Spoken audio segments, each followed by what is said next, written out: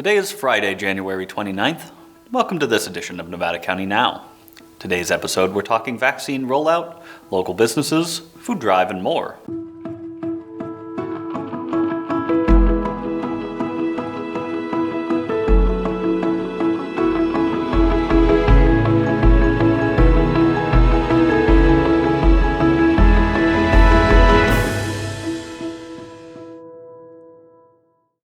Hello and welcome to Nevada County Now. I'm your host, Cole Pettit. We've seen an increase of 182 COVID-19 cases since last week, bringing our total to 3,439 confirmed cases. 574 cases are currently active with 9 hospitalizations. According to the state's tracking, our adjusted case rate is 20.8 and our test positivity rate is 7%, which keeps us firmly in the purple or widespread tier. The death toll remains at 73. Last week, the county announced our move from the 1A vaccination tier to the 1B vaccination tier, opening up the availability for more people in our community to be vaccinated. I was able to talk with our public health officer, Dr. Scott Kellerman, to find out more about this move and discuss some of the potential plans for the future. All right, we are joined once again by the new public health officer, Dr. Scott Kellerman. Thanks for joining us once again. Thanks, Cole. Thanks for inviting me. It's really an honor. We didn't expect to move to 1B until early second week of February. And as you mentioned last week, we moved into 1B, and it's just a miracle. And again, it's all through this collaborative effort. We've gotten vaccine vaccine shipments and supply is still a bottleneck. If we had more vaccines, we could vaccinate more people. We're still ramping up collaborative relationships, but it looks like things are moving along pretty well. So far, we've received close to 8,000 vaccines. About 3,500 have gone to the community centers. That includes Docomo's Pharmacy, the FQHC, Sierra Family, Western Sierra, Dr. Hicks, some of the local providers. We have administered about 2,500 of those personally through public health. We got another 1,700 that were recently shipped this week that are being used right now. Dignity's given about 1,400 immunizations, and that's to the medical community primarily, and first responders, that also for us. And then Chappaday's had about 800 that they administered. And so, as you mentioned, Tier 1A, that's usually healthcare workers. They're the ones, the front line. They're involved with the people that are sick, most likely to get infected, and certainly they're the ones that should take priority. And that's the reason they're the 1A. Yeah, absolutely. So at this point, is there any sort of updated timeline or anything like what's your best projection as far as moving forward through this vaccine? Well, had to take a deep breath before that one because the 1B, if you look at a graph of Nevada County, we don't do well. I mean, we have a lot of over age 65, highest prevalence of people over age 65 of any county in the state by far. About 30% of our population is over age 65 versus Sacramento, 14%, LA County, 13%, San Bernardino, 11%. So we're way out off the end of the spectrum. So you say, when are we going to wade through 1B? We're talking 28,000 people above the age of 65 in our county. And if you do the math, each one needs, 2 pokes. You're looking at 56,000 doses of a vaccine. And so that's huge. And, the vaccine supply is still, siphon's not quite as turned on as it ought to be. And so the upshot is that it's going to be a lot of work. My guess is we're not going to get through age 65 until early spring. If we give us a vaccine, we can do the job. We've developed partnerships, with the FQHC, Western Sierra, and Sierra Family, and all of these other entities, Docomo's, and we're ready. We have poise. We have a wealth of volunteers. Tahoe Forest today they're immunizing in Sierra College. Yesterday they had because I think they got 3 feet of snow. They couldn't get through the snow, but But Tahoe Forest Hospital is immunizing, and they're looking to open up some more widespread options for vaccine, possibly some mass immunization clinics. So I think both Eastern and Western counties going to be served well as soon as we get the vaccine. Yeah, absolutely. Look, you've mentioned that this is a very collaborative partnership in terms of getting all this stuff done. Are there any particular groups? I mean, you mentioned some of them, but are there particular groups or people or whatnot involved that you'd like to give a little bit of a shout out to and give some shine? Well, a shout out to this whole community. They've been amazing, and it's been amazing. Dave Dokino, I mean, that guy deserves a huge shout out. I mean, I'd bring that guy chocolate and flowers every day. Both pharmacies are immunizing. He's going to be moving into the Old Republic Brewery below SPD. He leased that. The painters helped him out. This is all local involvement, and he's going to have an immunization center there.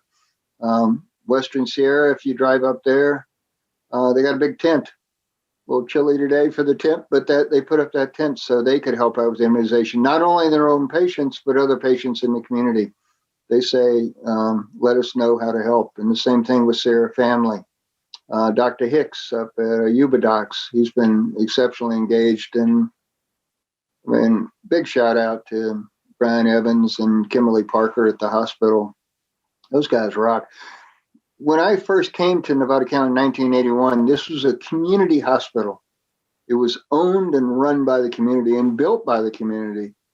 And now it has an affiliation, Catholic Healthcare West, and now Dignity, but it's community run and owned. And those people care about the community. Brian Evans is he's a doc from this community. He worked in ER, and now he's CEO.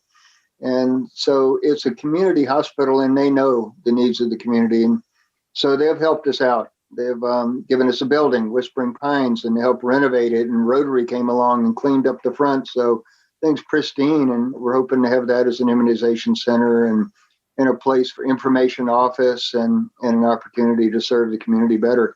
And these are the type of collaborative relationships that will allow for not only the community to be immunized, but information to get out and hopefully for us to expand our scope. Thanks, Dr. Kellerman.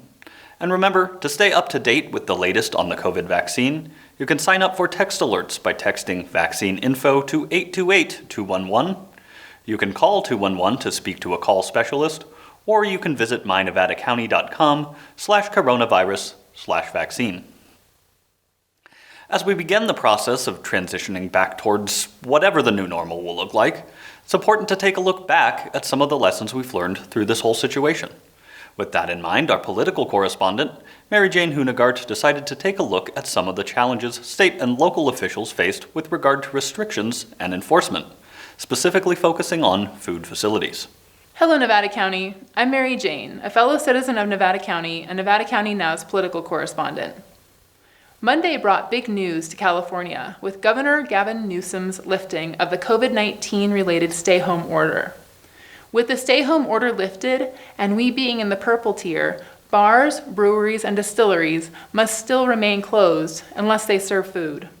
And now, places serving food, along with wineries and tasting rooms, can operate outdoors with modifications. You may have noticed that while most of our local bars and restaurants are complying with the state's orders, some aren't. To learn more about the issue, I spoke with Amy Irani, Nevada County's Director of Environmental Health, who has been spearheading the county's management of this challenge.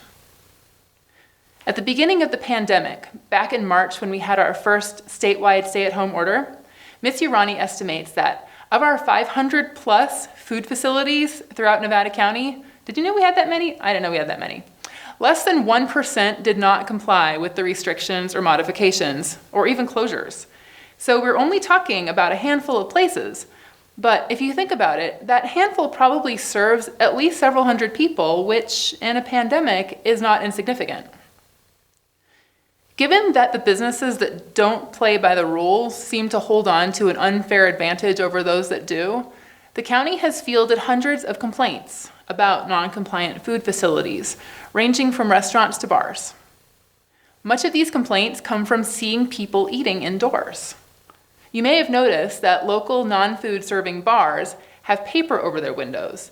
It's likely that the owners are attempting to avoid such complaint reports because technically they are not even allowed to operate under the blueprint guidelines.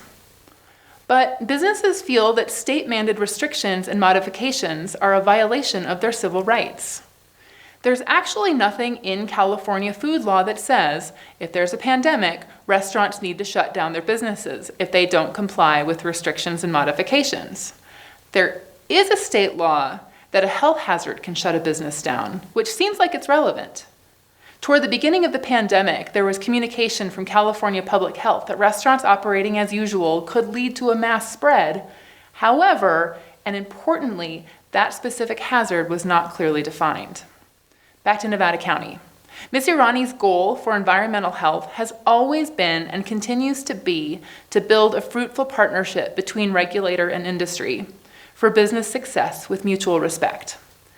The county's goal during the pandemic is not to be punitive, but to help restaurants follow the mandate and keep our community safe using education and outreach. Once the pandemic is over, their relationships with food facilities will still exist, and taking an adversarial stance right now would be counterproductive to that long-term vision. Also, legally, while environmental health can suspend an individual's permit and issue a cease and desist, and the restaurant owner can go in for a hearing, there is no mechanism by which the county can, say, chain their door shut or turn off the electricity. For that handful of businesses, that 1%, which are not interested in education or operating with restrictions until the pandemic is over, notice letters are coming out shortly. Actually, by the time you're viewing this, they may have already been sent. Essentially, the notice states that a food facility's permit can be suspended for failing to come into compliance for what the state is mandating through the blueprint. However, if a court were to order a business to close, the county would rely on local jurisdictions, i.e., the cities and their police forces, to follow through on such orders. In essence, the cities are where the enforcement power lies. The county has been working with city councils who have been supportive and understanding within their capabilities, but they have constituents they have to answer to. We're a rural, close-knit community where the political factors that go into closing a business are much more personal than they'd be in a metro area. Here in the purple tier, restaurants can operate outdoors again, but indoor dining is supposed to be closed. Compared to earlier on in COVID, we have more food facilities now than before that have decided to operate indoors in violation of the blueprint. One justification has become scientists' lack of ability to trace specific community cases to specific restaurants. Since restaurants aren't required to keep a list of the names of the people that come into their restaurants every day, and since we don't strictly contact trace, that justification has been a sticking point for the county recently. One business has had to pay fines, but compared to other more punitive counties that have adopted ordinances, it was minimal. Nevada County's pandemic-era fines are at most 3 times the cost of the annual permit because livelihoods are more at stake right now than ever. And while the initial percentage of food facilities not following the modifications has increased, it still isn't quite 2%. In other words, over 98% of those serving food in Nevada County have stepped up to do their part in keeping the community safe. Looking forward, public health officials at the state level have been discussing how to incorporate better pandemic requirements into state law, which could open the door to better management of the food service facilities issue next time around, whenever that is. When the pandemic is over, the county is committed to having environmental health inspectors head into non-compliant food facilities to work on repairing the relationships with all food facilities and move forward without strain. The California Conference of Directors of Environmental Health is the group that works with lobbyists to make proposals to state legislators, and they'd be involved in any future legislation about this issue. If you're interested in learning more about the role they play, visit them online at ccdeh.com. Of course, your best bet, if you want to do your own advocacy for or against proposed legislation, is to contact our representation, attend a city council meeting and speak up, run for office, or support candidates that align with you on the issues that matter to you.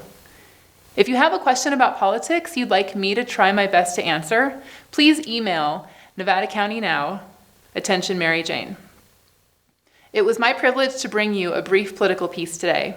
See you again in 2 weeks, same time, same place. I'll be discussing California's plans for disposing of organic waste and the effect they may have on our county and cities.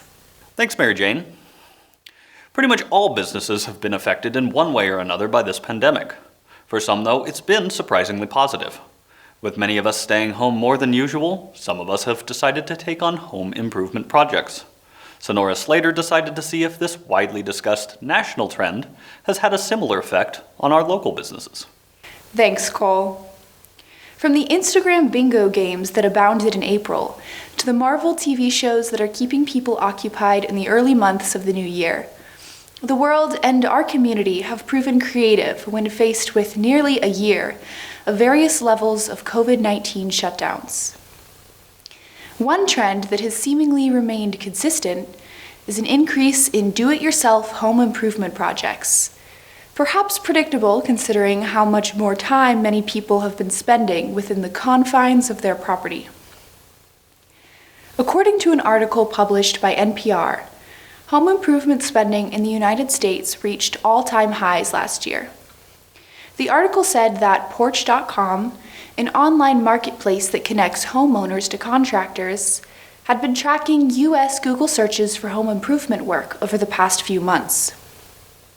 In September 2020, they reported a 50% increase in searches over the 3 prior months, as compared to the same period of time the previous year. Providing more evidence, chain hardware stores have reported significant increases in profits.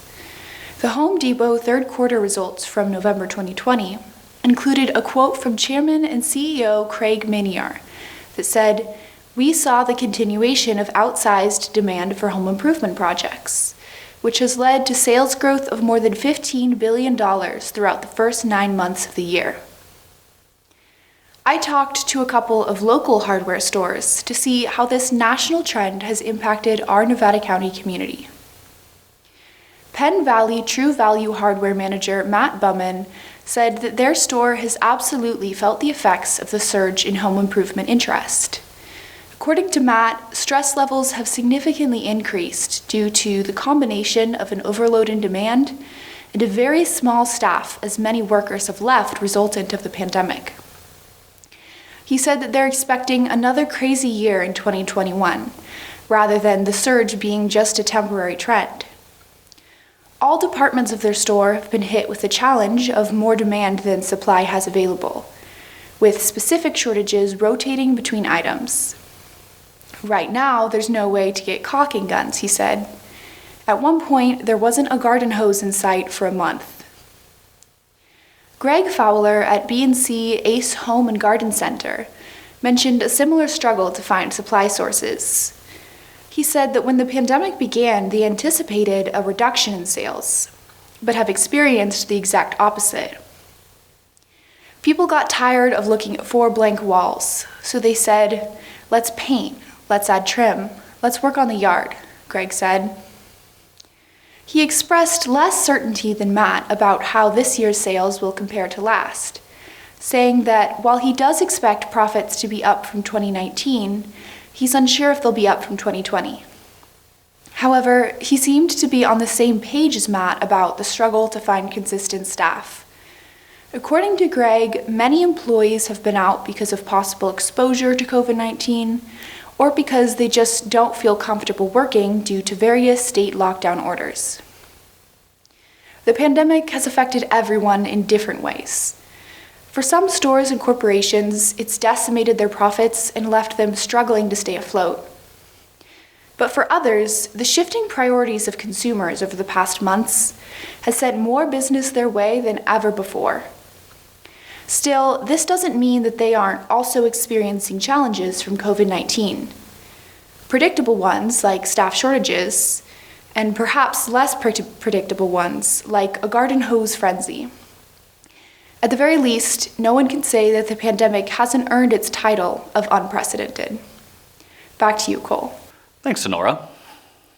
Wednesday morning, a fire broke out in a vacant building at 414 Broad Street. At Wednesday night's Nevada City Council meeting, Police Chief Chad Ellis gave an update on the situation. As all of you know, there was a pretty significant fire on Broad Street today. That residence has been vacant for a very long time, very dilapidated. It's right by the New York Hotel and across from the Nevada Theater. So at about 10:30 this morning, obviously 911 calls started coming in about the fire. Police department personnel, obviously being right across the street, were there very quickly and started doing evacuations of the surrounding areas that had people in them. So that time of the morning, there is people out and about. One of the lucky things that we did have on our side today was weather. I mean, it's been cold and it's been wet, but that place is a tinderbox. So the first fire unit on scene was actually Division Chief Goodspeed. At the time he arrived, he estimates that it was about 75% engulfed. So it happened very, very quickly. The only other building with damage would be the building, if you're looking at it from Broad Street, would be to the left, which is owned by Mr. Ken Baker. And the damage to that isn't so much structural, but it's due to smoke and water damage from the putting out the fire and all those efforts. So it says 25 to 50% of the damage to that building was due to smoke and water. So fire departments did an amazing job. I mean, we have Consolidated Fire. We have now Nevada City and Grass Valley teamed up, did absolutely incredible. And local law enforcement agencies, we had assistance from as well. So Grass Valley was right there with us. It's a good show of the collaboration that we have with law enforcement and fire personnel, not just Nevada City specific, but our partner agencies. So it worked out very, very well. And as luck would have it, we did have surveillance of that. So officers immediately got on that, started reviewing surveillance, had somebody identified as far as the description, and started a significant search within the downtown area of Nevada City. So I think it was within about an hour and a half or two of the fire. They actually located an individual breaking into another business on North Pine, and it was the individual that they had seen leaving the fire. So we made the arrest, which was phenomenal, and the subject is currently in custody. So that investigation is still ongoing, and we'll see where we go from there. Briar Patch Food Co-op is currently holding a canned food drive to help support the food bank of Nevada County. The campaign they're calling Yes We Can encourages Briar Patch shoppers to purchase cans of natural sea albacore tuna and Amy's brand soup located in a visible display within the store. For every can of tuna and soup sold, the co-op will donate one too. If you'd so desire, you can then take it a step further and double the love by donating their purchased canned goods to the plastic blue donation barrels located in the front of the store. The campaign ends February 2nd. Tomorrow, January 30th, from 9:30 to 11:30 a.m., the American Association of University Women of Nevada County, in partnership with Community Beyond Violence, will be hosting a virtual presentation titled Domestic Violence and Sexual Assault: How It Touches Us All. Speakers will include Stephanie Fisher, the Executive Director at Community Beyond Violence, Dr. Angela Vickers, Forensic Medical Examiner OBGYN at the Bear Clinic in Sacramento, Brett McFadden, Superintendent of the Nevada Joint Union High School District, Assistant District Attorney Chris Walsh, and several others. There are a couple ways to watch. Visit nevadacountymedia.org and select Watch Now for the live stream of this event, or you can watch live on Comcast Channel 11 or Suddenlink Channel 16. After February 5th, you can watch the forum anytime by visiting the Watch Now page of the nevadacountymedia.org website. Scroll down and choose the NCM main channel on demand. We'll leave you this evening with some brief clips from this event. And remember, stay safe, take care of each other. We'll see you next week. Welcome to our forum, Domestic and Sexual Violence, How It Touches Us All. I'm Carolyn Foy, the co-leader of this forum, which is sponsored by the American Association of University Women and Community Beyond Violence. Domestic violence is not physical violence alone. Domestic violence is any behavior or action whose purpose is to gain power and control over a spouse, partner, girlfriend, boyfriend, or current or former intimate partner, or a family member. it seemed like I would get out of abuse, I would stop abuse and then keep on attracting it. Like, get out of one abusive relationship and then there it is again. Like that Bobo the clown that keeps coming back up. And I realized that it was inside of me. That it was, that like I said before, I was vibrating in abuse. And so it was just facing my own demons. In domestic violence cases, what we're looking for is, can we prove this beyond a reasonable doubt? Typically, you have a statement from a victim saying that the suspect hit them, pushed them in some kind of way. An experienced prosecutor will look at those police reports, will look at injuries for any corroboration of what the victim said took place. When we as a community deal with domestic violence and sexual assault, my observation and experience tells me we are seeing the consequences of a culture of image, a culture of violence. It seems we live in families and communities in which we imagine how ourselves and others should act, and then go on to control and coerce others and ourselves. Violence is a learned behavior. From our earliest days, in the environments that we grow up in, we watch our caregivers. We watch what they do, we watch how they act, we hear what they say, and we learn how to mimic these behaviors. Examples of this include walking and talking. It includes positive things, and unfortunately, it includes negative ones. Please call us anytime 24/7 at 530-272-3467, or you can text us at 530-290-6555, or chat online at cbv.org. Thank you for joining us today.